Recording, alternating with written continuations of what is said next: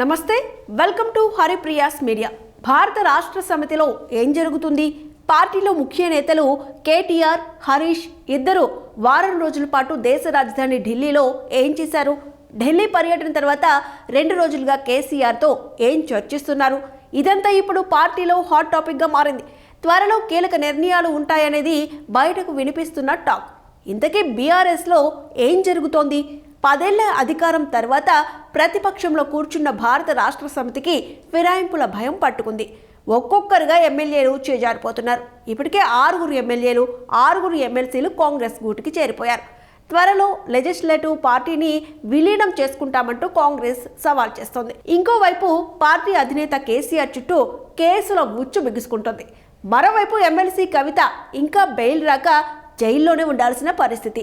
రాష్ట్రంలో, కేంద్రంలో అధికారంలో ఉన్న 2 పార్టీలకు బీఆర్ఎస్ ప్రత్యర్థిగా ఉంది. దీంతో ఈ రానున్న రోజులు మరింతగా పార్టీకి గడ్డు కాలంగా కనిపిస్తుందని పార్టీ వర్గాలే గుసగుసలాడుకుంటున్నాయి.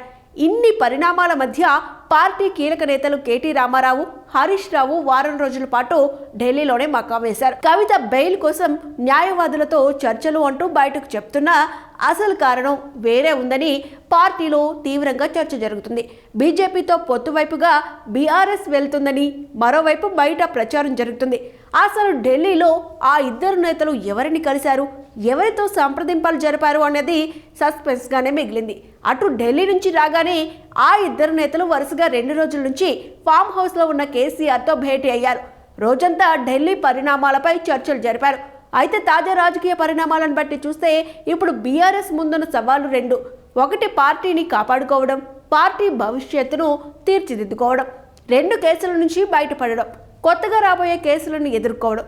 ఈ 2 అంశాలపైనే 2 రోజులుగా తీవ్రమైన చర్చలు జరుగుతున్నట్టు తెలుస్తోంది.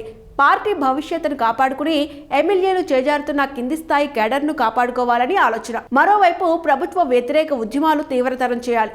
కలిసి వచ్చే పార్టీలు, సంఘాలతో ఒక వేదిక క్రియేట్ చేయాలనేది మరో ఆలోచనగా కనిపిస్తోంది. వీటన్నిటితో పాటు ప్రభుత్వం వేసిన 2 కమిషన్లతో పాటు రాబోయే రోజుల్లో మరిన్ని అంశాలపై ఇంకొన్ని కేసులు బీఆర్ఎస్కు ఛాలెంజ్గా మారనున్నాయి. వాటిని కూడా సమర్థవంతంగా ఎదుర్కొని అవినీతి మరకలు పార్టీకి అంటకుండా చూసుకోవడం ఇప్పుడున్న పెద్ద సవాల్.